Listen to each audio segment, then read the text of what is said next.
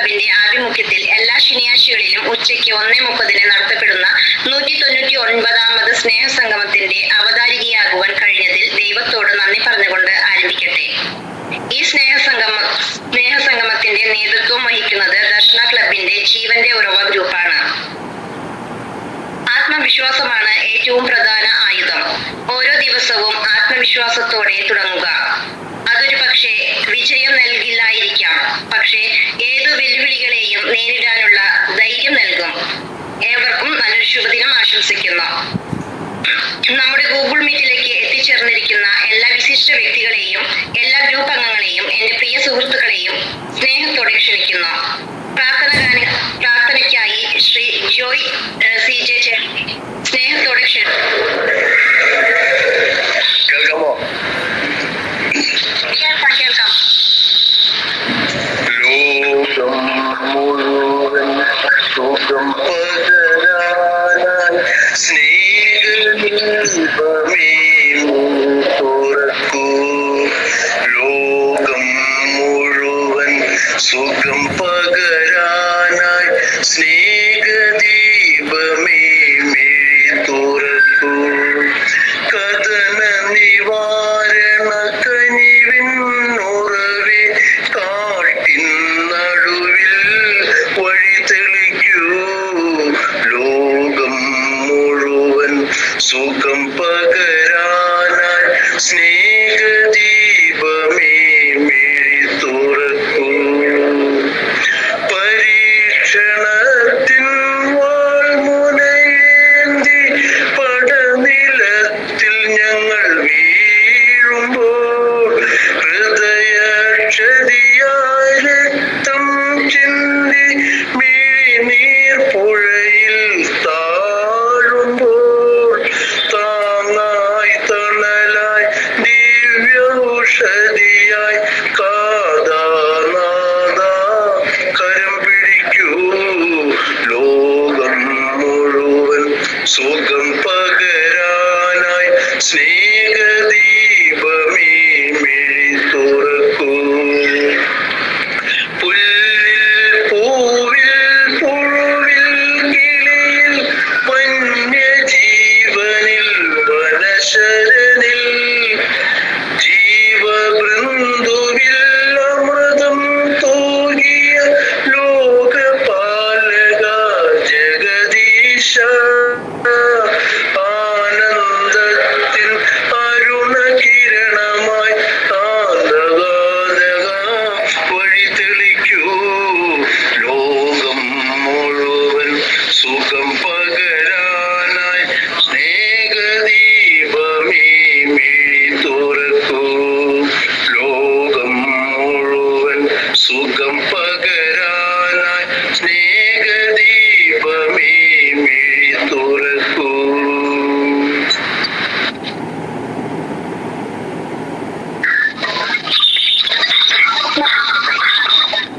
ജോയിച്ചേട്ടന് ഹൃദയം thank you ജോയിച്ചേട്ടാ. നമ്മുടെ ക്ഷണം സ്വീകരിച്ച് ഈ ഗൂഗിൾ മീറ്റിൽ ആയിരിക്കുന്ന വിശിഷ്ട വ്യക്തികളെയും എന്റെ പ്രിയ സുഹൃത്തുക്കളെയും സ്വാഗതം ചെയ്യുന്നതിനായി കുമാരി ലിജി അങ്കമാലി ചേച്ചിയെ സ്നേഹത്തോടെ ക്ഷണിക്കുന്നു. പ്ലീസ് വെൽക്കം ടു സ്പെൻ ചേച്ചി. കേൾക്കാമോ സീമ? കേൾക്കാം ചേച്ചി, കേൾക്കാം. എല്ലാവർക്കും നമസ്കാരം.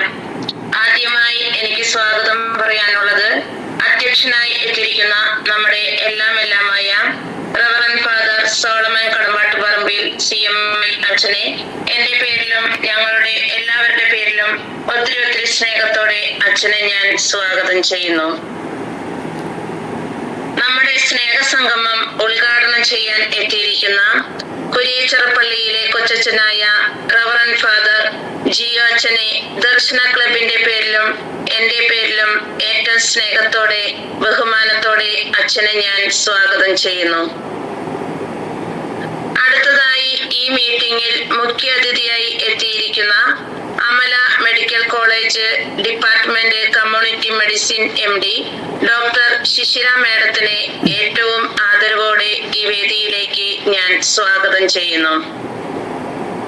തുടർന്ന് എനിക്ക് സ്വാഗതം പറയാനുള്ളത് വിശിഷ്ടാതിഥിയായി എത്തിച്ചേർന്നിരിക്കുന്ന അതിരപ്പള്ളി പഞ്ചായത്ത് 1-ാം വാർഡ് മെമ്പറായ ശ്രീ മനു പോൾ സാറിനെ ഒത്തിരി സ്നേഹത്തോടെ ബഹുമാനത്തോടെ ഈ വേദിയിലേക്ക് ഞാൻ സ്വാഗതം ചെയ്യുന്നു. വളരെ മനോഹരമായി പ്രാർത്ഥന ഗാനം ആലപിച്ച ശ്രീ ജോയി പാവർട്ടിയെ ഞാൻ സ്വാഗതം ചെയ്യുന്നു. റിപ്പോർട്ട് അവതരിപ്പിക്കുന്ന ശ്രീ ജോസ് കൊർട്ടിച്ചേട്ടനെ ഞാൻ സ്വാഗതം ചെയ്യുന്നു. അടുത്തതായി ഈ സ്നേഹ സംഗമത്തിന്റെ കോർഡിനേറ്ററും ദർശന ക്ലബിന്റെ PR-ഉമായ ശ്രീ പിയൂസ് കോട്ടപ്പുറത്തിനെയും കൺവീനർമാരായ ശ്രീ ജോസ് കൊർട്ടിച്ചേട്ടനെയും കുമാരി ലില്ലി ആറ്റത്തറയെയും ഞാൻ സ്വാഗതം ചെയ്യുന്നു. നന്ദി പറയാൻ എത്തിയിരിക്കുന്ന ശ്രീമതി ജിജി ചാലക്കുടിയെ ഞാൻ സ്വാഗതം ചെയ്യുന്നു. വളരെ മനോഹരമായി ആങ്കർ ചെയ്യുന്ന കുമാരി സീമ എൻ തോമസിനെയും ഞാൻ ഏറ്റവും സ്നേഹത്തോടെ സ്വാഗതം ചെയ്യുന്നു. ഇനിയും ഈ ഗൂഗിൾ മീറ്റ് വൺ വിജയമാക്കാൻ എത്തിച്ചേർന്നിരിക്കുന്ന എല്ലാ അംഗങ്ങളെയും ദർശന ക്ലബിന്റെ പേരിലും എന്റെ പേരിലും ഏറ്റവും സ്നേഹത്തോടെ ഞാൻ സ്വാഗതം ചെയ്യുന്നു. എല്ലാവർക്കും നന്ദി, നമസ്കാരം. Thank you.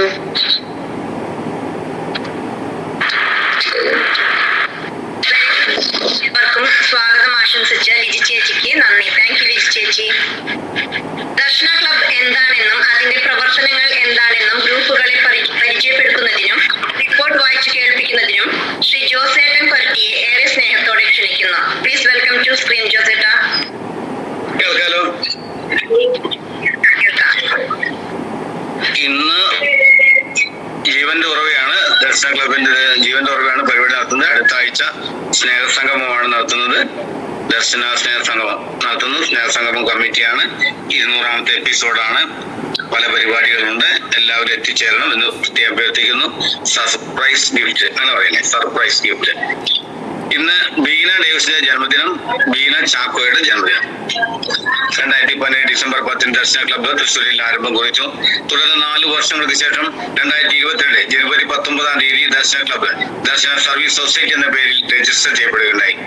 Darshana club Darshana service സൊസൈറ്റിയുടെ ഒരു യൂണിറ്റായി പ്രവർത്തിച്ചു വരുന്നു. 2024 ജനുവരി 19-ന് ദർശന ക്ലബ്ബ് ദർശന സർവീസ് സൊസൈറ്റിയായി രജിസ്റ്റർ ചെയ്യപ്പെട്ടു. ദർശന സർവീസ് സൊസൈറ്റി ഇന്ത്യ മുഴുവൻ മുഖ്യമായും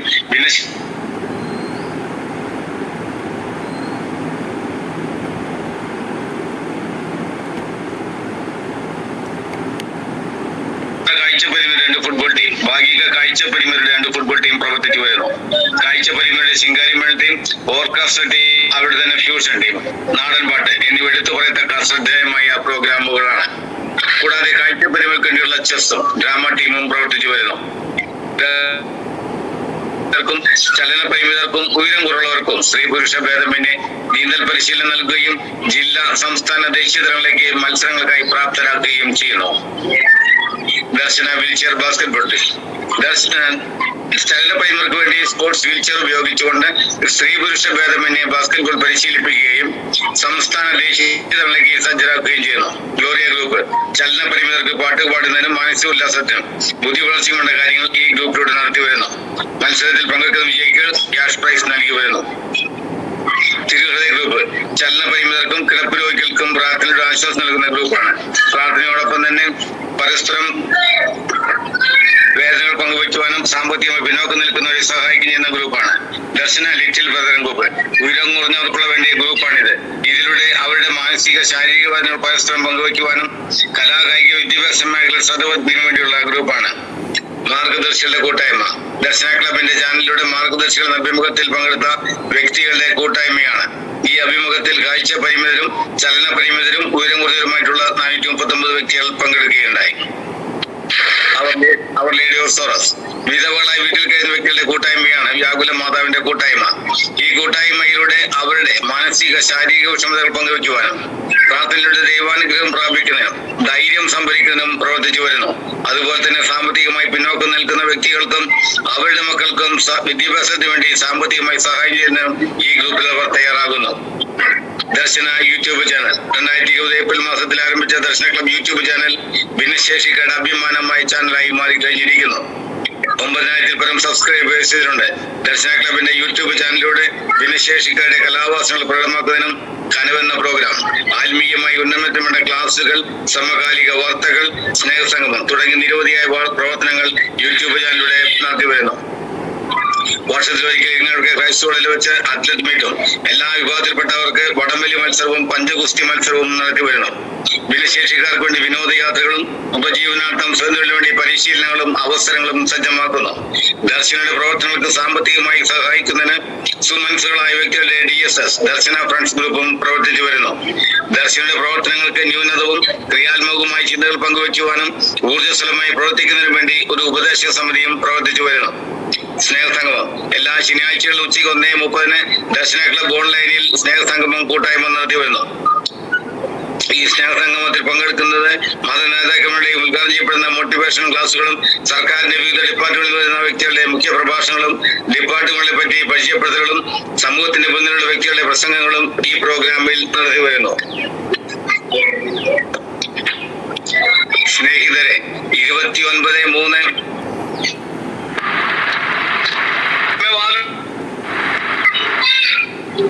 2025 ശനിയാഴ്ച ഉച്ചയ്ക്ക് 1:30 Darshana club director reverend father Solomon Kadambattuparambil CMയുടെ അധ്യക്ഷതയിൽ ചേർന്ന 198ാമത് സ്നേഹസംഗമത്തിന്റെ റിപ്പോർട്ട്.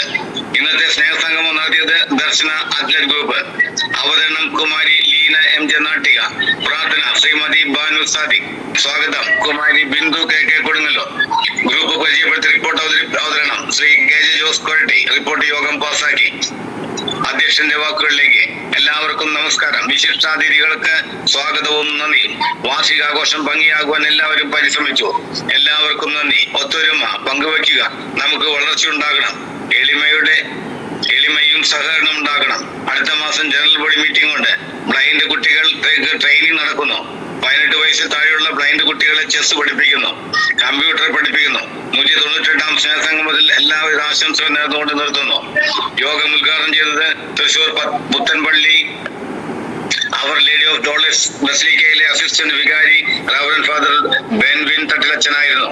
പ്രിയ സോളമച്ച, പ്രിയമുള്ളവരെ, ഈ ഗൂഗിൾ മീറ്റിൽ പങ്കെടുക്കാൻ സാധിച്ചതിൽ വളരെ സന്തോഷം. സോളമച്ചനെ കണ്ടപ്പോൾ കൂടുതൽ പരിചയപ്പെട്ടു. സമൂഹത്തിൽ ഭിന്നശേഷിക്കാരെ കൈപിടിച്ചു നടത്തുന്ന അച്ഛന് അഭിനന്ദനങ്ങൾ. അച്ഛന് ദീർഘവീക്ഷണം കൂടുതലാണ്. എല്ലാവരും മുന്നോട്ട് വരണം. ഉയരങ്ങൾ കീഴടക്കാൻ നിങ്ങൾക്ക് സാധിക്കും. തിരിച്ചറിവുണ്ടാകുന്ന വ്യക്തികളുണ്ടാകട്ടെ എന്ന് പ്രാർത്ഥിച്ചുകൊണ്ട് യോഗം ഉദ്ഘാടനം ചെയ്യുന്നു. മുഖ്യ അതിഥിയായി വന്നത് Amala medical college Thrissur doctor Nivya James മാഡമായിരുന്നു. ഞാൻ ഡോക്ടർ നിവ്യ അമല മെഡിക്കൽ കോളേജിൽ വർക്ക് ചെയ്യുന്നു. വേനൽക്കാല രോഗങ്ങളും പരിഹാര മാർഗങ്ങളും വളരെ വ്യക്തമായി പറഞ്ഞു തരികയും സംശയങ്ങൾക്ക് മറുപടി തരികയും ചെയ്തു. ഇപ്പോഴത്തെ അവസ്ഥ: സൂര്യാഘാതം, ധാരാളം വെള്ളം കുടിക്കുക, ചുമയ്ക്കുമ്പോൾ ടവൽ കൊണ്ട് മുഖം വായും പൊത്തിപ്പിടിക്കുക, സ്വയം ചികിത്സിക്കാതെ ഡോക്ടറുടെ സഹായം തേടുക, ഭക്ഷണത്തിന് മുൻപും ടോയ്ലറ്റിൽ പോയി വന്നതിന് ശേഷവും കൈ സോപ്പിട്ട് കഴുകുക, ജലാംശം ഉള്ള പച്ചക്കറികൾ കഴിക്കുക. എല്ലാവർക്കും നന്മകൾ നേർന്നുകൊണ്ട് നിർത്തുന്നു. നന്ദി. ഈ ആഴ്ച സ്നേഹസംഗമം, ഈ ആഴ്ച ജന്മദിനം സീമ അടക്കളത്തൂർ, വിനോദ് കോട്ടയം അവരുടെ ജീവിതകഥ പറഞ്ഞു. നമ്മൾ എല്ലാവരും ആശംസകൾ നേർന്നു, നന്ദി പറഞ്ഞു. ഈ ആഴ്ചയിലെ നറുക്കെടുപ്പ് വിജയികൾ: പിയൂസ്, റെജി, പസാരബാനു, CB Konni, Rosily MD, Umesh, Bindumala, Sreevidya, Mini, Lilly Puthukkad. വിജയികൾക്കും എല്ലാവർക്കും അഭിനന്ദനങ്ങൾ. യോഗ അവസാനം നന്ദി പറഞ്ഞത് കുമാരി ഗീത MK. യോഗം അവസാനിച്ചു. ഈ റിപ്പോർട്ട് അംഗീകാരത്തിനായി സമർപ്പിക്കുന്നു. ലീഡർ. അച്ഛൻ റിപ്പോർട്ട് പാസ്സാക്കല്ലേ? റിപ്പോർട്ട് പാസ്സാക്കാം. വളരെ വ്യക്തവും സ്പഷ്ടവുമായി റിപ്പോർട്ട് വായിച്ചു കേൾപ്പിച്ച ജോസേട്ടന് ഹൃദയം നിറഞ്ഞ നന്ദി അറിയിക്കുന്നു. താങ്ക് യു ജോസേട്ട. അടുത്തതായി ഈ സ്നേഹസംഗമം വളരെ സന്തോഷത്തോടെ ഉദ്ഘാടനം ചെയ്യുവാൻ എത്തിയിരിക്കുന്ന കുര്യച്ചിറ പള്ളി കൊച്ചച്ഛൻ റവറന്റ് ഫാദർ ജിയോ അച്ഛനെ ഏറെ സ്നേഹബഹുമാനത്തോടെ ക്ഷണിക്കുന്നു. Please welcome. എല്ലാവർക്കും നമസ്കാരം.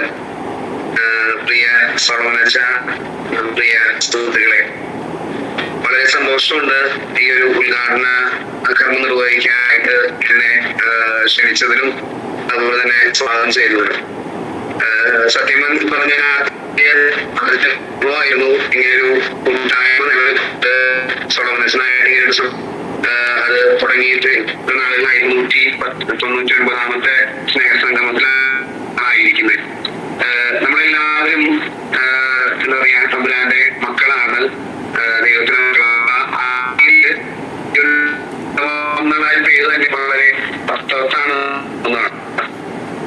എന്തായിരിക്കുന്നുവോ അത് കൃപയാലാണ് ആയിരിക്കുന്ന അവസ്ഥയെ സ്നേഹിക്കുക, തമ്പുരാന് വേണ്ടി പ്രാർത്ഥിക്കാനുള്ളത് ഓരോ മക്കളായ നമ്മളോടുണ്ട്. ഉത്തരവാദിത്ത കുറവുകളെ നിർത്തുന്ന അപ്പോ നമ്മളെ അത് നമ്മുടെ നാശത്തിനല്ല ക്ഷേമത്തിനുള്ളതാണെന്നാണ് വചനം പറയുന്നത്. അതുപോലെ നമ്മളായിരിക്കുന്ന ദൈവത്തെ പ്രഘോഷിക്കാൻ നമ്മള് ഇറങ്ങി ഉണ്ടാവുള്ളൂ. അവൻ സ്നേഹസംഗമത്തിന് അതിയായിട്ട് സന്തോഷം, അതുപോലെ തന്നെ എല്ലാവർക്കും നന്ദി പറയാണ്.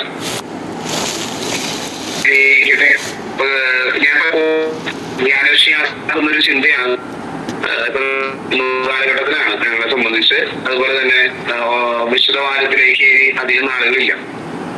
അപ്പൊ ഈ ഓശാനയില് ഈശോ ജെറുസലേം ദേവാലയത്തിലേക്ക് ജെറുസലേം ദേവാലയ പ്രവേശനത്തിനായിട്ട് ഈശോ തെരഞ്ഞെടുത്ത മൃഗം എന്ന് പറയുന്നത് കഴുതയാണ്.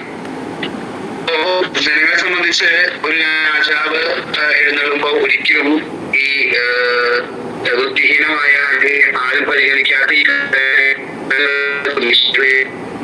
പലപ്പോഴും ഈ കുതിര, ആന, അങ്ങനെ വലിയ നല്ല പ്രൗഢിയുള്ള മൃഗങ്ങളൊക്കെയാണ് തെരഞ്ഞെടുക്കാന്നാണ് ജനങ്ങൾ വിചാരിച്ചത്. അത് ആ കഴുതനെ കൊണ്ടുവരാനായിട്ട് ശിഷ്യന്മാരോട് പറയുന്നൊരു കർത്താവിന് ഇതിനെ കൊണ്ട് ആവശ്യമുണ്ടെന്ന് അവർ പറഞ്ഞാൽ മതി എന്ന് പറയും. കർത്താവിന് ആവശ്യമുണ്ട്. അതുകൊണ്ടാണ് ഞാൻ ഉൾപ്പെടെ കഴുതയെ തമ്പുരാൻ തരുന്നത്. നമ്മുടെ കഴിവുകളല്ല, മറിച്ച് നമ്മൾ ഓർക്കേണ്ടത്, അതിനാണ് നമ്മൾ നന്ദി പറയേണ്ടതെന്ന് ഞാൻ ഈ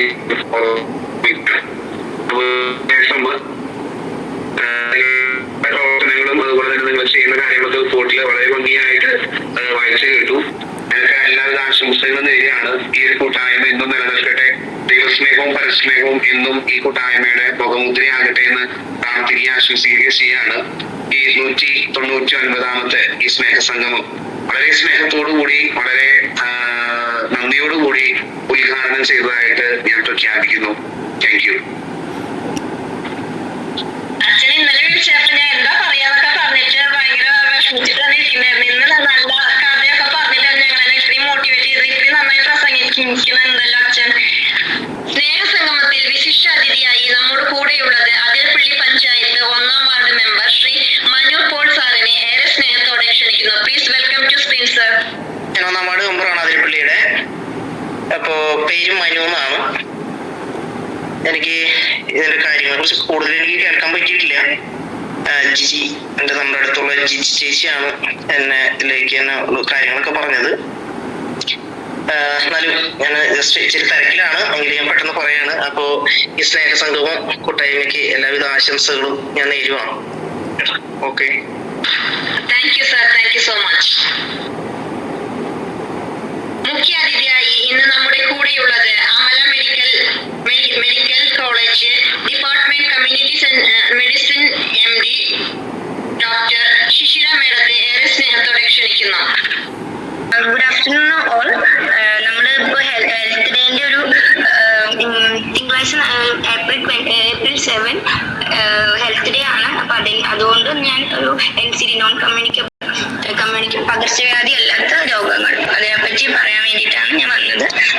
എന്റെ പേര് ശിശിര എന്നാണ്. ഞാൻ കമ്മ്യൂണിറ്റി മെഡിസിൻ അമലയിൽ ഫസ്റ്റ് ഇയർ ജൂനിയർ റെസിഡന്റ് ആണ്. അപ്പോൾ എല്ലാവർക്കും കമ്മ്യൂണിക്കബിൾ ഡിസീസും നോൺ കമ്മ്യൂണിക്കബിൾ ഡിസീസും എന്താണെന്നറിയോ? പകർച്ചവ്യാധിയും പകർച്ചവ്യാധി അല്ലാത്ത രോഗങ്ങളെ പറ്റിയൊക്കെ എല്ലാവർക്കും അറിയാവുന്നതാണ്. ഡോക്ടർ പറഞ്ഞോളൂ. നമ്മുടെ ഒരാളിൽ നിന്നും മറ്റൊരാളിലേക്ക് പകരാത്ത രോഗങ്ങളാണ് പകർച്ചവ്യാധികളല്ലാത്ത രോഗങ്ങൾ എന്ന് പറയുന്നത്. അതിൽ നമ്മുടെ BP, hyper tension, diabetes, sugar നമ്മൾ മലയാളത്തിൽ വിളിക്കുന്ന ഹൈപ്പർ ടെൻഷൻ, സ്ട്രോക്ക്, നമ്മുടെ പക്ഷാഘാതം എന്നീ രോഗങ്ങളാണ്. പിന്നെ CVD, കൊറോണറി വാസ്കുലർ ഡിസീസ്, നമ്മുടെ ഹാർട്ട് അറ്റാക്ക് പോലത്തെ രോഗങ്ങളൊക്കെയാണ് ഇതിൽ നമ്മൾ പെടുത്തുന്നത്. പിന്നെ ക്യാൻസർ, ഇതൊന്നും പകർച്ചവ്യാധികളല്ലാത്ത രോഗങ്ങളാണ്. അതായത് ഒരാളിൽ നിന്ന് മറ്റൊരാളിലേക്ക് പകർത്താൻ സാധിക്കാത്ത രോഗങ്ങളാണ്. അപ്പൊ ഇതിൽ ഞാൻ ഇപ്പൊ കൂടുതലായിട്ട് എല്ലാവർക്കും പറഞ്ഞു തരുന്നത് ഹൈപ്പർ ടെൻഷനെ പറ്റിയാണ്. അതായത് BP ഒരാളിന്റെ BP കൂടുതൽ 140/90 എന്നീ വാല്യൂവിനേക്കാൾ കൂടുതലുള്ള അവസ്ഥയെയാണ് നമ്മൾ BP ഹൈപ്പർ ടെൻഷൻ അഥവാ രക്താഘാതം ഉള്ള ഒരു മനുഷ്യനെ ഒരു വ്യക്തി എന്ന് പറയുന്നത്. ഈ അസുഖങ്ങളൊക്കെ നമ്മുടെ ഈ നോൺ കമ്മ്യൂണിക്കബിൾ ഡിസീസ് ഒക്കെ വരാൻ കാരണം നമ്മൾക്ക് രണ്ട് കാര്യങ്ങളാണ്. ഒന്ന് നമ്മുടെ ലൈഫ് സ്റ്റൈൽ മോഡിഫിക്കേഷൻ കാരണം, മോഡിഫയബിളും നോൺ മോഡിഫയബിളും ആയിട്ടുള്ള റിസ്ക് ഫാക്ടറുകൾ കാരണമാണ് നമുക്ക് ഈ അസുഖങ്ങൾ ഉണ്ടാകുന്നത്. മോഡിഫയബിൾ എന്ന് പറയുമ്പോൾ നമുക്ക് ജീവിതശൈലി രോഗങ്ങളാണ് ഇവ അധികം. ജീവിതശൈലി രോഗങ്ങൾ എന്ന് പറയുമ്പോൾ നമ്മുടെ ഭക്ഷണത്തിൽ വരുന്ന മാറ്റങ്ങൾ, നമ്മള് പുകവലിക്കുന്ന ആൾക്കാർക്ക് വരുന്ന അസുഖങ്ങൾ, മദ്യപാനം, പിന്നെ ഭക്ഷണത്തിൽ ഉണ്ടാവുന്ന നമ്മൾ കുറെ ഉപ്പൊക്കെ കഴിക്കുന്ന ആൾക്കാർക്ക് BP കൂടാനുള്ള ചാൻസുകൾ ഉണ്ട്. ഷുഗർ, പിന്നെ അതുപോലെ ഭക്ഷണത്തിൽ നമ്മൾ കുറെ ഫൈബർ അടങ്ങിയിട്ടുള്ള ഭക്ഷണങ്ങളൊക്കെ കഴിക്കുന്ന ആൾക്കാർ, പിന്നെ ഫാറ്റ് ആയിട്ടുള്ള സാച്ചുറേറ്റഡ് ഫാറ്റ്, നമ്മൾ ഉണ്ടാക്കിയ എണ്ണ വീണ്ടും വീണ്ടും റിപ്പീറ്റ് ആയിട്ട് ആ എണ്ണയിൽ തന്നെ ഉണ്ടാക്കുമ്പോൾ നമ്മുടെ ഈ ഒരു ഓയിലൊരു സാച്ചുറേഷനും അൺസാച്ചുറേറ്റഡ് എന്നൊക്കെ പറഞ്ഞിട്ട് കുറച്ച് ഓയിലുകളാണ് ഉള്ളത്. അത് ഓരോ തവണ നമ്മൾ ചൂടാക്കുമ്പോൾ അത് അൺസാച്ചുറേറ്റഡ് ആയിട്ടുള്ള ഓയിൽ സാച്ചുറേറ്റഡ് ആയിട്ട് മാറുന്നുണ്ട്. അപ്പൊ അതെന്ന് പറയുമ്പോൾ ഒരു ഡേഞ്ചറസ് ആണ് നമ്മുടെ ബോഡിക്ക്. ഒരു പ്രാവശ്യം തന്നെ എണ്ണ ചൂടാക്കിയ എണ്ണ തന്നെ വീണ്ടും വീണ്ടും ചൂടാക്കുമ്പോൾ ആ എണ്ണയിൽ ഘടനയിൽ വരുന്ന വ്യത്യാസം കാരണം ആ വ്യത്യാസം നമ്മുടെ ശരീരത്തിനെ ബാധിക്കാനുള്ള ചാൻസുകളുണ്ട്. അപ്പൊ ഈ എണ്ണക്കടി കഴിക്കുന്ന ആളുകൾക്കും ഒക്കെയാണ് ഈ BP കൂടാനുള്ള സാധ്യതകൾ. പിന്നെ ഈ നമ്മുടെ വ്യത്യാസം ജീവിതശൈലി അല്ലാതെ വരുന്നതാണ് നമ്മുടെ ചില അസുഖങ്ങൾ ആണുങ്ങൾക്ക് കൂടുതലായിരിക്കും, ചിലത് പെണ്ണുങ്ങൾക്ക് കൂടുതലായിരിക്കും. അതായത് നമ്മുടെ സെക്സിനനുസരിച്ച് ആൺ പെൺ എന്നുള്ള വ്യത്യാസത്തിൽ വരാം. പിന്നെ നമ്മുടെ വയസ്സിനനുസരിച്ച് ഇതൊന്നും നമുക്ക് മാറ്റാൻ പറ്റുന്ന ഒരു കാര്യമല്ല. ഇപ്പൊ വയസ്സ് കൂടുന്ന ആൾക്കാർക്ക് ക്യാൻസർ പോലെയുള്ള അസുഖങ്ങൾ കൂടാം. അതുപോലെ BP തന്നെ, ഹൈപ്പർ ടെൻഷൻ തന്നെ വയസ്സ് കുറച്ചും കൂടി മുതിർന്ന ആളുകൾക്കാണ് നമ്മൾ അധികം കാണുന്നത്. ചെറിയ ആളുകളേക്കാൾ കൂടുതൽ മുതിർന്ന ആളുകൾക്കാണ് കൂടുതലായിട്ട് വരുന്നത്. അതൊക്കെ നമുക്കൊന്നും ചെയ്യാൻ പറ്റുന്നതല്ല. ഒരു മാറ്റങ്ങളും വരുത്താൻ പറ്റാത്ത കാര്യങ്ങളാണ് വയസ്സ്, നമ്മുടെ സെക്സ്, പിന്നെ അതുപോലെ നമ്മുടെ റേസ് എന്ന് പറയുമ്പോൾ ചില അസുഖങ്ങൾ യൂറോപ്യൻ ആയിരിക്കും കൂടുതൽ, ചില അസുഖങ്ങൾ നമ്മുടെ ഏഷ്യൻ കൺട്രീസിൽ നിൽക്കുന്ന ആൾക്കാർക്കായിരിക്കും കൂടുതൽ. ഇപ്പൊ നമ്മുടെ ഈ ഹൈപ്പർ ടെൻഷൻ എന്ന് പറയുന്നത് പണ്ടൊക്കെ യൂറോപ്യൻ രാജ്യങ്ങളിലായിരുന്നു ഏറ്റവും കൂടുതലായിട്ടുണ്ടായിരുന്നത്. പക്ഷെ ഈ കാലഘട്ടങ്ങളിൽ നമ്മുടെ ലൈഫ് സ്റ്റൈൽ മോഡിഫിക്കേഷൻ കാരണം, നമ്മൾ കഴിക്കുന്ന കാര്യങ്ങളും നമ്മുടെ ജീവിതശൈലി വ്യത്യാസം കാരണം ഇപ്പൊ ഏഷ്യൻ കൺട്രീസിലും ഏറ്റവും കൂടുതലായിട്ട് കാണുന്നുണ്ട്. പിന്നെ നമ്മുടെ ശരീരത്തിലുള്ള BMI എന്ന് പറയുമ്പോൾ ബോഡി മാസ് ഇൻഡെക്സ്, അതായത് നമ്മുടെ ശരീരത്തില് നമ്മുടെ ഹൈറ്റിന് അനുസരിച്ചല്ലാണ്ട് നമ്മുടെ വെയിറ്റ് വരുമ്പോഴാണ് നമ്മുടെ BMIക്ക് വ്യത്യാസം വരുന്നത്. നമ്മുടെ ഒരു ഐഡിയൽ എല്ലാവർക്കും വേണ്ടത് 18 to 25 ആണ് ഒരു ഐഡിയൽ BMI എന്ന് പറയുന്നത്. അതിൽ കൂടുതൽ ഒരു 30+ ഉള്ള ആൾക്കാർക്ക്, BMI 30+ ഉള്ള ആൾക്കാർക്ക് ഈ ഹൈപ്പർ ടെൻഷൻ എന്നീ അസുഖങ്ങളൊക്കെ ഉണ്ടാവാൻ ഭയങ്കര ചാൻസ് ആയിരിക്കും. പിന്നെ നമുക്കിത് എങ്ങനെ തടയാമെന്ന് ചോദിക്കുമ്പോൾ നമുക്ക് ആദ്യം തന്നെ നമുക്ക് ചെയ്യാൻ പറ്റുന്നത് റിസ്ക് ഫാക്ടർ ഉള്ള ആൾക്കാരെയും തടയാൻ പറ്റും. അല്ലാതെ സാധാ ഒരു പോപ്പുലേഷൻ നമുക്ക് എങ്ങനെ തടയാം? നമ്മുടെ ലൈഫ് സ്റ്റൈലിൽ വരുന്ന വ്യത്യാസങ്ങൾ, ഭക്ഷണത്തിൽ ഉപ്പൊക്കെ കുറയ്ക്കാം. നമ്മൾ ഒരു ഉപ്പിന്റെ അളവ് ഒരു 100 ഗ്രാമിൽ താഴെ കഴിക്കുന്ന ഒരു വ്യക്തിക്ക് 5 to 12 mmHg, അതായത് നമ്മുടെ BPയിൽ ഇത്രയും അളവ് കുറയ്ക്കാൻ പറ്റും. ഇപ്പൊ നമ്മൾ പറഞ്ഞു 140/90 mmHg ആണ് ഹൈപ്പർ ടെൻഷൻ ഉള്ളത്. അപ്പൊ ഒരു 5 to 12 mmHg വരെ നമ്മുടെ ജീവിതത്തിൽ ദിവസേന കഴിക്കുന്ന ഉപ്പിന്റെ ഒരു 100 ഗ്രാം കുറച്ചു കഴിഞ്ഞാൽ അത് കുറയ്ക്കാൻ പറ്റാവുന്നതാണ്. അപ്പൊ തന്നെ നമുക്ക് ഇപ്പൊ ബോർഡർ ലൈനിലായിട്ട് നിൽക്കുന്ന ആൾക്കാരുണ്ടാവും. ഇപ്പൊ മരുന്ന് കഴിക്കണോന്നറിയില്ല, എന്നാ മരുന്ന് കഴിച്ചാൽ ഭയങ്കരമായിട്ട് BP കുറയുന്ന ആൾക്കാർക്കാണെങ്കിൽ ഈ ഉപ്പ് കുറച്ചാൽ തന്നെ നമുക്ക് ഈ ഹൈപ്പർ ടെൻഷൻ എന്ന അസുഖത്തിൽ നിന്നും മാറി നമുക്ക് ഒരു നല്ല ജീവിതത്തിലേക്ക് മാറാവുന്നതാണ്. പിന്നെ നമുക്ക് പിന്നെ ഫാസ്റ്റ് ഫുഡ് ഒക്കെ കഴിക്കുന്നത് കുറയ്ക്കാം. പിന്നെ അതിനാണ് നമുക്കൊരു ഡാഷ് ഡയറ്റ് എന്ന് പറഞ്ഞിട്ടൊരു ഡയറ്റ് ഉണ്ട്. ഈ ഡാഷ് ഡയറ്റിൽ നമ്മൾ ഒരു പാത്രത്തിൽ നമ്മൾ 4 ഐറ്റം വിഭജിച്ചാൽ അതിൽ ഒരു ഭാഗം മുഴുവൻ നമ്മൾ ഫ്രൂട്ട്സ്, വെജിറ്റബിൾസ് ഒക്കെയാണ് കഴിക്കേണ്ടത്. വേറൊരു ഭാഗത്താണ് നമ്മൾ കുറച്ച് അരി, ഓട്സ് അങ്ങനത്തെ സാധനങ്ങൾ. അപ്പൊ തന്നെ പകുതിയായി ഒരു പാത്രത്തിന്റെ. പിന്നെ ബാക്കി ഒരു 1/4 ഡയറിയൽ പാല്, തൈര് എന്നീ സാധനങ്ങൾ.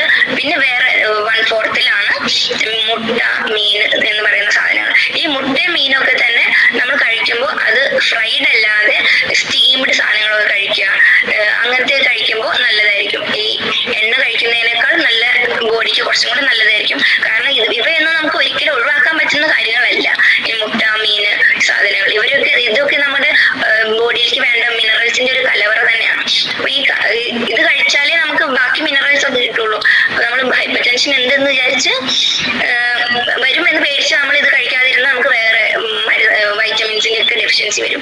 അപ്പൊ അത് വരാതിരിക്കാൻ വേണ്ടി ഇതൊക്കെ നമ്മൾ സ്റ്റീം ചെയ്തും അല്ലാതെ ഇപ്പൊ കറികളൊക്കെ വെച്ച്, മീനൊക്കെ ആണെങ്കിൽ കറി വെച്ച് കഴിക്കാം, ചിക്കൻ ആണെങ്കിലൊക്കെ കറി വെച്ച് കഴിക്കുന്നതൊക്കെ വളരെ നല്ലതായിരിക്കും.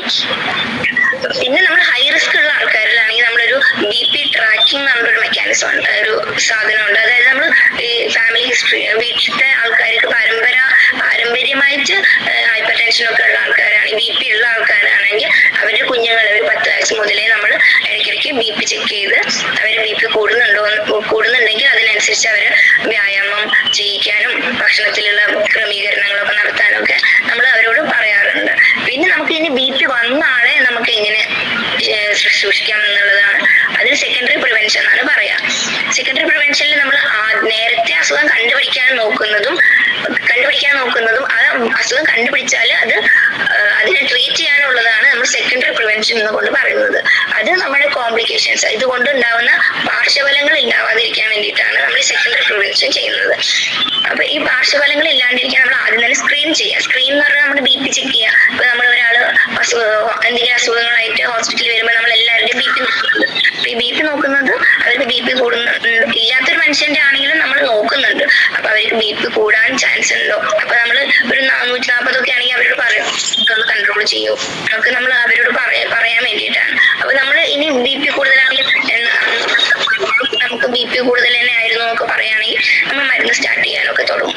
പിന്നെ ഏർലി സ്ക്രീനിങ് ആണ് ഇതിന് നമുക്ക് ഈ നോൺ കമ്മ്യൂണിക്കബിൾ എല്ലാ ഡിസീസിനും, അതായത് ഈ ഹൈപ്പർ ടെൻഷൻ, പ്രമേഹം, പിന്നെ ബാക്കി CVD മീൻസ് നമ്മുടെ ഹാർട്ട് അറ്റാക്ക് വരുന്ന അസുഖങ്ങൾ, അതൊക്കെ കണ്ടുപിടിക്കാനൊക്കെ നമുക്ക് ആദ്യമേ ചെയ്യാവുന്ന. പിന്നെ ക്യാൻസറുകൾക്കൊക്കെ സ്ക്രീനിങ് ആണ് നമുക്ക് ഏറ്റവും ആദ്യം ചെയ്യുന്ന കാര്യം. അതാണ് നമ്മൾ കുറെ സ്ക്രീനിങ് സാധനങ്ങളോ എല്ലാവർക്കും നമ്മുടെ സ്കൂൾ വൈസ് സ്ക്രീനിങ് ഉണ്ട്, അല്ലാതെ PHC വഴി പ്രാഥമിക ആരോഗ്യ കേന്ദ്രങ്ങളിൽ കുറെ സ്ക്രീനിങ്ങും കാര്യങ്ങളൊക്കെ ഇപ്പൊ ചെയ്യാറുണ്ട്.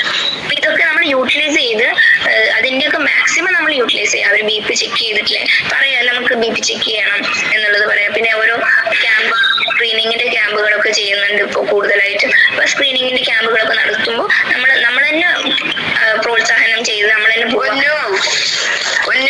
ചെയ്യണം എന്നുള്ളത് നമ്മൾ തന്നെ ാണ് നമ്മൾ പ്രമേഹം എന്ന് പറയുന്നത്. അതുകൊണ്ടാണ് നമ്മൾ ലോക്കൽ ലാംഗ്വേജിൽ ഷുഗർ എന്ന് വിളിക്കുന്നത്. രക്തത്തിൽ ഷുഗറിന്റെ അളവ് കൂടുന്നതുകൊണ്ട് ഷുഗർ എന്ന് വിളിക്കുന്നത്. അപ്പൊ നമ്മൾ ഫാസ്റ്റിംഗ് ആയിട്ട് നോക്കുമ്പോൾ 100-ൽ കൂടുതലും, അല്ലാതെ റാൻഡം ഫുഡ് കഴിച്ചതിന് ശേഷം 2 മണിക്കൂറിന് ശേഷമുള്ള ടെസ്റ്റിൽ 200 കൂടുതലാണെങ്കിലാണ് നമ്മൾ ഇതിനെ ഡയബറ്റീസ് മെലിറ്റസ് എന്ന് പറയുന്നത്.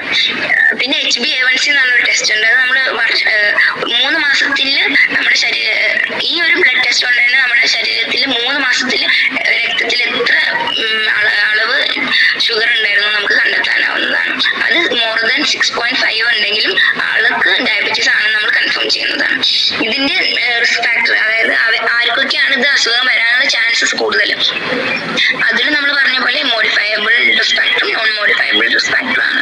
മോഡിഫയബിൾ എന്ന് പറയുമ്പോൾ നമുക്ക് മാറ്റങ്ങൾ വരുത്താൻ പറ്റുന്ന ആൾക്കാർ. മാറ്റങ്ങൾ വരുത്താൻ പറ്റുന്ന ആൾക്കാരായിരിക്കാം ഈ ഭക്ഷണത്തിൽ ഭക്ഷണം കഴിക്കുക വ്യത്യാസം വരുത്തുന്ന ആൾക്കാർ, കുറെ ഫാറ്റി ഫുഡ്സ് കഴിക്കുന്ന ആൾക്കാർ, മധുരം കുറെ കഴിക്കുന്ന ആൾക്കാർ, ഭയങ്കരമായിട്ട് ഫുഡ് കഴിക്കുന്ന ആൾക്കാർ, പിന്നെ ഈ കുറച്ചൊരു PCOD ഉള്ള ആൾക്കാർക്കൊക്കെ ഇത് വരാനുണ്ട്. നമ്മുടെ സ്ത്രീകളിൽ കൂടുതൽ കാണുന്ന അതാണ് PCOD, പോളിസിസ്റ്റിക് ഓവറി ഡിസീസ്. അതൊരു നമ്മുടെ ഗർഭപാത്രത്തിന്റെ ഒരു ഓവറി എന്ന് പറയുന്ന ഒരു സാധനമുണ്ട്. അവിടെ നമ്മുടെ അണ്ടം വരുന്ന ഒരു ഭാഗമാണ്. അവിടെ കുഞ്ഞു കുമിള പോലെയുള്ള അസുഖങ്ങൾ, അത് കൂടിയാലും നമുക്ക് ഈ ഡയബറ്റീസ് വരുന്നതാണ്. പിന്നെ നമ്മുടെ ഫിസിക്കൽ ആക്ടിവിറ്റി ഒന്നും ഇല്ലാണ്ടിരിക്കുന്ന ആൾക്കാർക്ക് അത് നമ്മൾ കൊഴുപ്പ് ഇങ്ങനെ അടിഞ്ഞു കൂടുകയല്ലേ, മധുരം നമ്മൾ ഒന്നിനും യൂട്ടിലൈസ് ചെയ്യുന്നില്ല, അങ്ങനത്തെ ആളുകൾക്കാണ് അധികം ഈ പ്രമേഹം വരുന്നത്. പിന്നെ നോൺ മോഡിഫയബിൾ റിസ്ക് ഫാക്ടർ നേരത്തെ പറഞ്ഞ പോലെ ഇത് ഏജ് ഗ്രൂപ്പ് കൂടിക്കഴിഞ്ഞാൽ ഏജിൽ ഒരു വലിയ ഫാക്ടറാണ് ഈ അസുഖം വരാനുള്ളത്. ഇതിൽ നമുക്ക് ചെയ്യാവുന്നത് എന്ന് പറഞ്ഞാൽ നമ്മളിപ്പോ ഒരു 4 ഇഡ്ഡലി കഴിക്കുന്ന ആള് പ്രിവെൻഷൻ ആണ് ഏറ്റവും നല്ലത്. കാരണം ഈ ഡയബറ്റീസ് എന്ന് പറയുമ്പോൾ ഒരു സൈലന്റ് കില്ലർ ആണ്. നമുക്ക് ഹൃദയാഘാതം വരുമ്പോഴും സ്ട്രോക്ക് പക്ഷാഘാതം വരുമ്പോഴും നമ്മൾ ആദ്യം ഇത് അറിയുന്നില്ല, ഇവർക്ക് മനസ്സിലാവില്ല. അവരുടെ ഞരമ്പുകൾക്കൊക്കെ ഷുഗർ ബാധിച്ചിട്ട് ഞരമ്പുകൾക്ക് തളർന്നു പോകുന്ന ഒരവസ്ഥയാണ്. അപ്പൊ ഇവർക്ക് വേദനകളൊന്നും അറിയാൻ പറ്റില്ല ഈ ഷുഗർ ഭയങ്കര കൂടുതലുള്ള ആളുകൾക്ക്. അപ്പൊ ഇവർക്ക് മനസ്സിലാവില്ല ഹൈപ്പർ ടെൻഷൻ അവർക്ക് സ്ട്രോക്ക് വന്നാലോ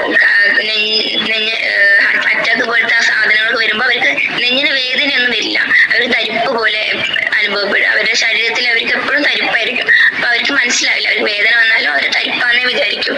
അപ്പോൾ ഇങ്ങനത്തെ അസുഖങ്ങളെ നമ്മൾ ആദ്യമേ ഒഴിവാക്കുന്നതായിരിക്കും. വരാതിരിക്കാനാണ് നമ്മൾ ഏറ്റവും കൂടുതൽ ശ്രദ്ധിക്കേണ്ടത്.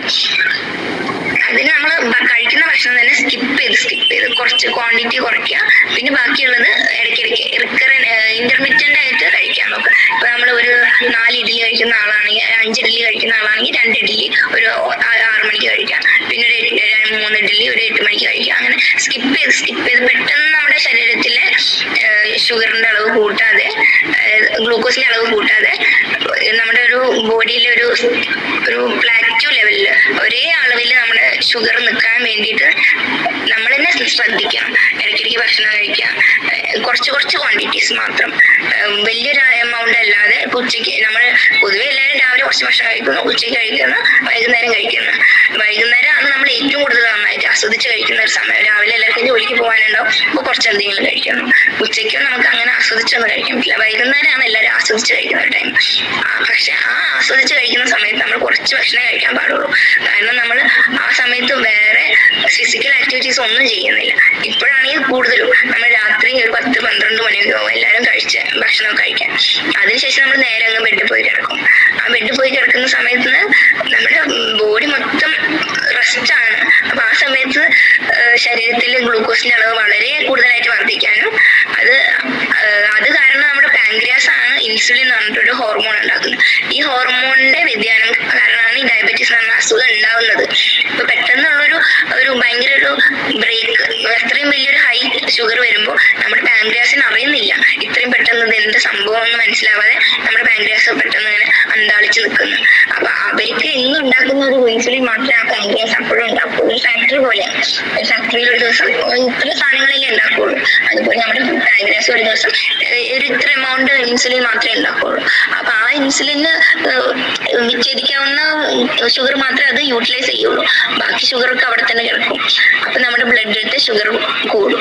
അപ്പൊ രാത്രിയൊക്കെ നമ്മൾ ഭക്ഷണം കഴിക്കുകയാണെങ്കിൽ നേരത്തെ ഒരു 8 മണിക്ക് മുന്നേ ഭക്ഷണം കഴിക്കാൻ ശ്രദ്ധിക്കുക. അതിൽ തന്നെ കുറച്ച് എമൗണ്ട് ഭക്ഷണം.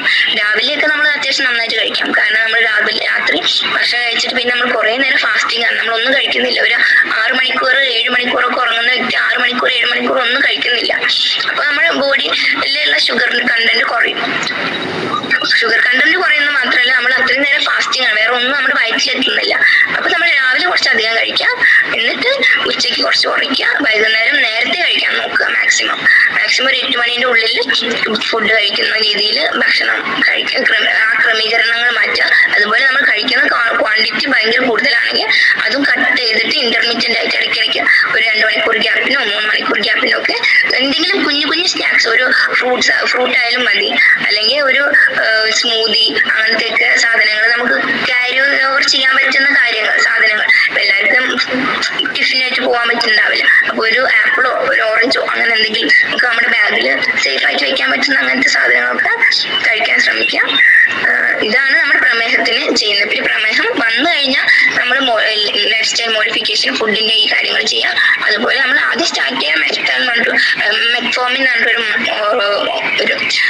ടാബ്ലറ്റ് ആണ്. അത് ഫസ്റ്റ് ഡോസ് നമ്മൾ 500 മില്ലിഗ്രാം, ചെറിയൊരു ഡോസാണ്. അത് പിന്നെ നമ്മൾ കൂട്ടി ഒരു 2 ഗ്രാം വരെ ഒരു ദിവസം കഴിക്കുന്ന രീതിയിൽ വരെ നമ്മളത് കൂട്ടിക്കൊണ്ടുപോകും. പിന്നെ നമ്മൾ വേറെ ഒരു ഗ്ലിമിപ്പിറൈഡ് എന്ന് പറഞ്ഞിട്ടൊരു മരുന്നുണ്ട്, അതും കൂടെ സ്റ്റാർട്ട് ചെയ്യും ഇതിന്റെ കൂടെ. ഇത് രണ്ടും കഴിച്ചിട്ട് കുറവില്ലെങ്കിലാണ് നമ്മൾ ഇൻസുലിനിലേക്കൊക്കെ മാറുന്നത്. ഇതാണ് നമ്മുടെ പ്രമേഹത്തെ കുറിച്ച് പറയാനുള്ളത്. അത് കഴിഞ്ഞിട്ട് വരുന്നതാണ് coronary artery artery disease. Coronary artery disease എന്ന് പറയുമ്പോൾ നമ്മുടെ നെഞ്ഞുവേദന, ഹാർട്ട് അറ്റാക്ക് എന്നൊക്കെ പറയില്ലേ, നമ്മുടെ എല്ലാ സാധാരണക്കാർ നമ്മൾ ഇതിന് ഹാർട്ട് അറ്റാക്ക് എന്നൊക്കെ പറയാം. കൊറോണറി ആർട്ടറി ഡിസീസ് എന്നാണ് ഇതിനെ നമ്മൾ സയന്റിഫിക്കലി നമ്മൾ വിളിക്കുന്നത്. ഇത് രക്തം ഹൃദയത്തിൽ പമ്പ് ചെയ്യാൻ പറ്റാത്ത വിധം ആവുന്നതിന്, ഹൃദയം ഇരിക്കുന്നുണ്ടാവും പക്ഷെ പമ്പ് ചെയ്യുന്നില്ല ഹൃദയത്തിൽ, അങ്ങനെ വരുന്ന ഒരു അവസ്ഥ തന്നെയാണ് നമ്മുടെ കൊറോണറി ആർട്ടറി ഡിസീസ്. ഇതിന്റെ റിസ്ക് ഫാക്ടർ എന്ന് പറയുമ്പോൾ മോഡിഫയബിളും നോൺ മോഡിഫയബിളും ആണ്. ഇത് നമ്മുടെ ആർട്ടറിയിൽ പറയുമ്പോൾ ധമനികളിൽ കൊഴുപ്പ് അടിഞ്ഞുകൂടി അത് ബ്ലോക്ക് ആവുന്ന ഒരു അവസ്ഥയാണ് ഇത്. അപ്പോൾ രക്തം ബാക്കിയുള്ള ഓർഗനിക്കൊന്നും എത്താതെ അവിടെ പെട്ടെന്ന് വേദന വരുന്നതും ഇരിഷ്കീമിയ ഒരു പ്രതിഭാസം വരും. അതായത് ബ്ലഡ് വരാതെ അവിടെ നമ്മളിപ്പോ ബ്ലഡ് ഇല്ലാത്ത സ്ഥലത്തൊക്കെ ഒരു കറുത്ത പാട്, കാലിലൊക്കെ ബ്ലഡ് കുറവുള്ള ആൾക്കാർക്ക് ഒരു കറുത്ത കളർ പോലെ വരില്ല. അതുപോലെ എല്ലാ ഓർഗനും അതിൻ്റെതായിട്ടുള്ള ബുദ്ധിമുട്ടുകൾ ഉണ്ടാവും. കാരണം ഓക്സിജൻ കിട്ടണമെങ്കിൽ ബ്ലഡ് സപ്ലൈ വേണം. ഓക്സിജൻ കിട്ടാണ്ടാകുമ്പോൾ അവർക്കും ബുദ്ധിമുട്ടുകൾ, ഓരോ ഓർഗനും അവർക്ക് ഇമ്പ്യൂരിറ്റീസ് ഒക്കെ അവിടെ തന്നെ അടിഞ്ഞു കൂടിയിട്ട് ബുദ്ധിമുട്ടുകൾ വരും. അപ്പൊ ഹൃദയത്തിൽ വരുന്ന ഈ അസുഖത്തിന് പറയുന്ന പേരാണ് കൊറോണറി ആർട്ടറി ഡിസീസ്. ഇതിലും modifiable non modifiable risk factors ആണുള്ളത്. ഇപ്പൊ അതിനൊക്കെ പ്രിവെൻഷൻ എന്ന് പറയുമ്പോൾ എല്ലാവർക്കും സെയിം സാധനം തന്നെ. നമ്മുടെ ഫിസിക്കൽ ആക്ടിവിറ്റി, ഫിസിക്കൽ ഇനാക്റ്റീവ് ആയിട്ടുള്ള ആൾക്കാർ ഒരു 30 മിനിറ്റ്സ് അല്ലെ 150 മിനിറ്റ്സ് അല്ലെങ്കിൽ 30 സമയമെങ്കിലും നമ്മൾ ഒരു ബ്രിസ്ക് വാക്കിംഗ്, മെല്ലെയുള്ള വാക്കിംഗ് അല്ല, ബ്രിസ്ക് വാക്കിംഗ്, കൈയൊക്കെ വീശി നടക്കാൻ ശ്രമിക്കണം. പിന്നെ നന്നായിട്ട് വെള്ളമൊക്കെ കുടിച്ചു കൊടുക്കുക. പിന്നെ ഇലക്കറി, പച്ചക്കറി ഇവയൊക്കെ നന്നായിട്ട് ആഡ് ഓൺ ചെയ്യുക നമ്മുടെ ഫുഡിലേക്ക്, ഡയറ്റിൽ. ഇപ്പൊ നമ്മൾ കഴിക്കുന്ന ഡയറ്റിൽ തന്നെ വെജിറ്റബിൾസും ഫ്രൂട്ട്സും നന്നായിട്ട് ആഡ് ഓൺ ചെയ്യുക. എഗ്ഗും മീറ്റും ഒക്കെ ആണെങ്കിലും അധികം ഡീപ് ഫ്രൈ ചെയ്യാണ്ട് കറികളൊക്കെ ആക്കിയിട്ട് കഴിക്കാൻ ശ്രമിക്കുക. പിന്നെ ക്യാൻസറുകളൊക്കെ നമുക്ക് സ്ക്രീനിങ് ആണ് ഏറ്റവും കൂടുതൽ ചെയ്യാവുന്ന. എല്ലാ ഹോസ്പിറ്റലുകളിലും ഗവൺമെന്റ് സെറ്റപ്പ് എല്ലാ സ്ഥലത്തും നമ്മുടെ കുറെ പ്രോഗ്രാം ആയിട്ട് തന്നെ ഇത് നടത്തുന്നുണ്ട്. കുറെ സ്ക്രീനിങ് ഇപ്പോ സെർവൈക്കൽ ക്യാൻസറിന്റെ കഴിഞ്ഞ മുന്നത്തെ മാസങ്ങളിലൊക്കെ ആയിട്ട് സെർവൈക്കൽ ക്യാൻസറിന്റെ കുറെ സ്ക്രീനിങ്ങും കാര്യങ്ങളൊക്കെ ഓരോ ഹോസ്പിറ്റലിൽ നടക്കുന്നുണ്ടായിരുന്നു. പിന്നെ അങ്ങനെ ഓരോ ഡിപ്പാർട്ട്മെന്റ് അവരുടേതായിട്ടുള്ള സ്ക്രീനിങ്ങും കാര്യങ്ങളൊക്കെ നടത്തുന്നുണ്ട്. അതൊക്കെ മാക്സിമം എല്ലാവരും യൂട്ടിലൈസ് ചെയ്യുക. മാക്സിമം എന്തെങ്കിലും അസുഖം വരികയാണെങ്കിൽ അത് നേരത്തെ കണ്ടുപിടിക്കാൻ ശ്രമിക്കുക. അത് മാക്സിമം നേരത്തെ കണ്ടുപിടിച്ചാൽ അതുകൊണ്ടുണ്ടാവുന്ന കോംപ്ലിക്കേഷൻസ് കുറയ്ക്കാനും നമുക്കത് നമ്മുടെ ജീവിതത്തിന്റെ ക്വാളിറ്റി ഭയങ്കരമായിട്ട് നന്നായിട്ട് കൂട്ടാനൊക്കെ പറ്റും. എല്ലാവർക്കും ഹാപ്പി ആയിട്ടിരിക്കാൻ പ്രാർത്ഥിക്കും. വളരെ വ്യക്തമായി എല്ലാ കാര്യങ്ങളും പറഞ്ഞ് മനസ്സിലാക്കി തന്ന doctor Shishira madam, thank you madam. Thank you. ഈ സ്നേഹസംഗമത്തിന്റെ അധ്യക്ഷ പ്രസംഗത്തിന് നമ്മോടൊപ്പമായിരിക്കുന്ന ദർശന സർവീസ് സൊസൈറ്റി പ്രസിഡന്റും ദർശന ക്ലബ് ഡയറക്ടറുമായ reverend father Solomon Kadambattuparambil CMI അച്ഛനെ ഏറെ സ്നേഹ ബഹുമാനത്തോടെ ക്ഷണിക്കുന്നു. പ്ലീസ് വെൽക്കം ടു സ്പിൻ അച്ഛ. എല്ലാവർക്കും നമസ്കാരം. ഇന്നത്തെ സ്നേഹസംഗമം 199ാമത്തെ സ്നേഹസംഗമം ഭംഗിയായിട്ട് നടക്കുന്നു. ഒത്തിരിയേറെ സന്തോഷമുണ്ട്. നമ്മുടെ ഈ സ്നേഹസംഗമത്തിലൂടെയാണ് നമ്മൾ പരസ്പരം കണ്ടുമുട്ടാനും പരസ്പരം പരിചയപ്പെടാനും എല്ലാം നമുക്ക് സാധിക്കുന്നത്. അപ്പോൾ ഒത്തിരി പരസ്പരം അങ്ങോട്ടും ഇങ്ങോട്ടും അറിയാനൊക്കെ പറ്റുക എന്നുള്ളത് തന്നെ വലിയൊരു കാര്യമാണ് നമുക്ക്. അപ്പൊ അതിനൊക്കെ സാധിക്കുന്ന ഒരു വലിയ കൃപയോർത്ത് ദൈവത്തോട് നന്ദി പറയാണ്. നിങ്ങളുടെ ആ ഒരു തീക്ഷ്ണത ഓർത്ത് നിങ്ങളോട് അവരോട് നന്ദി പറയാണ്. നമ്മുടെ ഈ ദിവസങ്ങളിൽ നമ്മുടെ കമ്പ്യൂട്ടർ ക്ലാസ് കഴിഞ്ഞ് അതിന്റെ പ്രോജക്റ്റ് നമ്മൾ നേരത്തെ കഴിഞ്ഞതായിട്ട് നിങ്ങളോട് പറഞ്ഞിട്ടുണ്ടായിരുന്നു. അതോടൊപ്പം തന്നെ നമ്മുടെ കമ്പ്യൂട്ടർ പഠിപ്പിക്കുക എന്നുള്ള 5 പേരെ കമ്പ്യൂട്ടർ പഠിപ്പിക്കുക, അതൊരു പ്രത്യേക പർപ്പസിന് വേണ്ടിയിട്ടായിരുന്നു. അവർക്കൊരു ജോലി വീട്ടിലിരുന്ന് ചെയ്യുക എന്നുള്ള പർപ്പസിന് വേണ്ടിയിട്ടായിരുന്നു. പലരും അതിൽ എത്തിച്ചേർന്നു, അത് പഠിച്ചു, അവരുടെ കയ്യിൽ തന്നെ കമ്പ്യൂട്ടർ കൊടുത്തു വിടുകയുണ്ടായി. അപ്പൊ അത് ഇനി മുതൽ വീട്ടിലിരുന്ന് അവർ പഠിക്കുന്നു. അത് കഴിഞ്ഞ് ജോലി ചെയ്യാനായിട്ട് അവർ തയ്യാറാകുന്നു. കൊച്ചു കാര്യങ്ങൾ ചെയ്ത് പഠിച്ച് അവര് കുറെ കാര്യങ്ങളിലേക്ക് ഇൻവോൾവ് ചെയ്യിപ്പിക്കാനായിട്ടാണ് നമ്മൾ ഉദ്ദേശിക്കുന്നത്. അപ്പൊ ആ പ്രോഗ്രാംസ് ഒക്കെ നടന്നുകൊണ്ടിരിക്കുന്നത്. നമ്മളെല്ലാവരും തന്നെ, ഞാൻ പലപ്പോഴും പറയാറുള്ളതാണ്, പ്രത്യേകിച്ച് നമ്മുടെ ഭിന്നശേഷിക്കാരായിട്ടുള്ള വ്യക്തികളെ കൊച്ചു കാര്യങ്ങളിൽ ഇൻവോൾവ് ചെയ്യാനായിട്ട് തയ്യാറാക്കണം. അപ്പൊ എങ്കിൽ മാത്രമേ നമുക്ക് എന്തെങ്കിലും ഒരു ജോലി സാധ്യതകളോ അതൊക്കെ നമുക്കുള്ളൂ. നമ്മൾ എന്നും പറയും ഞങ്ങൾ പാവപ്പെട്ടവരാണ്, ഞങ്ങൾക്കൊന്നും ചെയ്യാൻ പറ്റില്ല, ഞങ്ങൾക്ക് അറിവില്ല, പഠിക്കാൻ പറ്റില്ല. ഉള്ള സമയം മാക്സിമം പഠിക്കാനായിട്ട് നോക്കണം. അതുപോലെ തന്നെ കൊച്ചു കൊച്ചു കാര്യങ്ങൾ ചെയ്ത് ഒരു സ്വയം തൊഴിൽ എന്നുള്ള ഒരു പ്രോഗ്രാമിലേക്ക് നമ്മൾ നടത്താനായിട്ട് പരിശ്രമിക്കണം. എങ്കിൽ മാത്രമേ നമുക്ക് മുന്നോട്ട് പോകാനായിട്ട് പറ്റുള്ളൂ. അപ്പൊ അതുപോലെയുള്ള കൊച്ചു കാര്യങ്ങൾ ചെയ്യാനായിട്ട് ഇനി മുതൽ നിങ്ങൾ ചെയ്യേണ്ടിയിരിക്കുന്നു എന്നുള്ളതാണ്.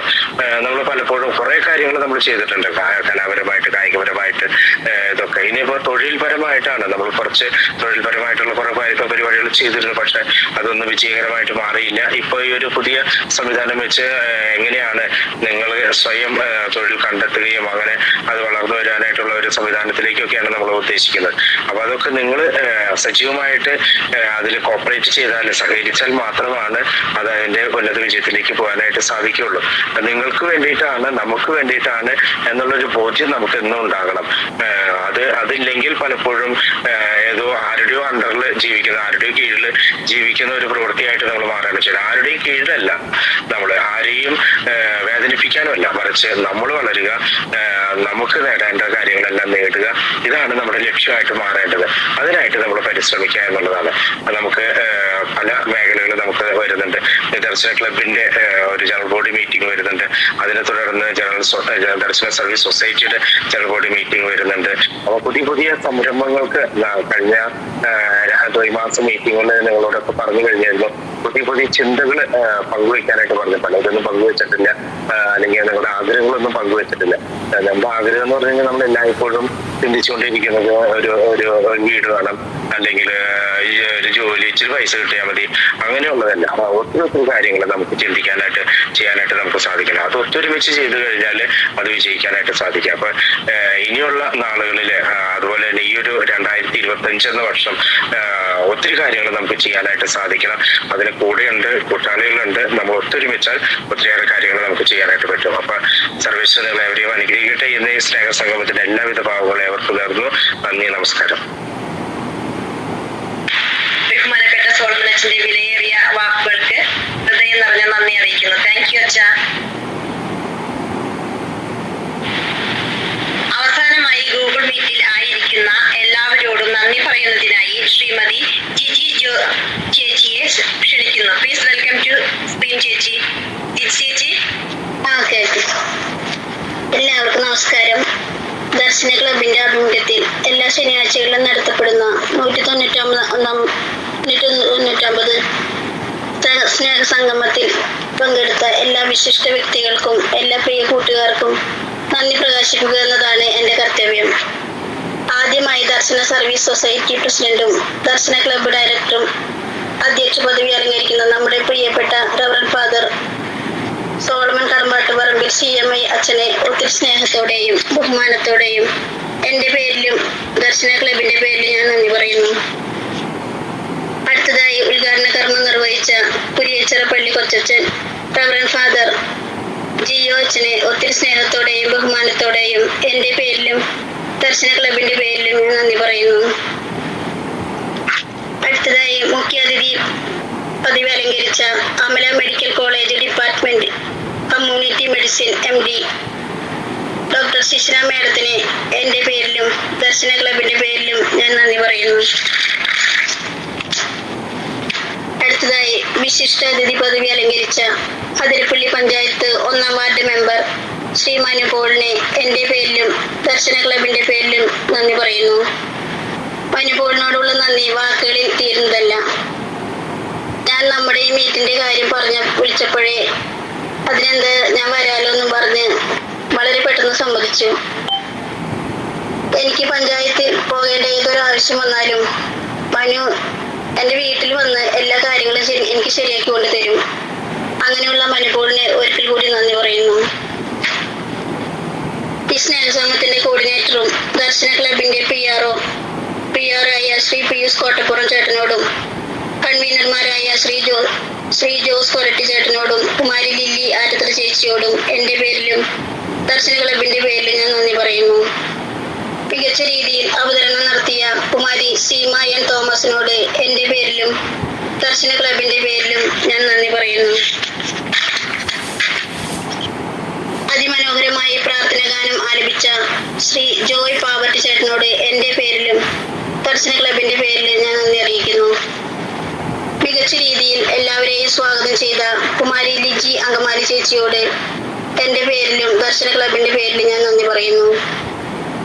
വ്യക്തവും ലളിതവുമായ രീതിയിൽ റിപ്പോർട്ട് അവതരിപ്പിച്ച ശ്രീ ജോസ് കൊരട്ടിച്ചേട്ടനോട് എന്റെ പേരിലും ദർശന ക്ലബിന്റെ പേരിൽ ഞാൻ നന്ദി അറിയിക്കുന്നു. ഈ സ്നേഹസംഗമം വൻ വിജയമാക്കാൻ പങ്കെടുത്ത എല്ലാ ലീഡേഴ്സിനോടും എല്ലാ ഗ്രൂപ്പ് അംഗങ്ങളോടും എന്റെ പ്രിയ കൂട്ടുകാരോടും എന്റെ പേരിലും ദർശന ക്ലബിന്റെ പേരിൽ ഞാൻ നന്ദി അറിയിക്കുന്നു. നന്ദി, നമസ്കാരം. എല്ലാവരോടും നന്ദി പറഞ്ഞ ലിജി ചേച്ചിക്ക് എന്റെ ഹൃദയം നിറഞ്ഞ അറിയിക്കുന്നത്.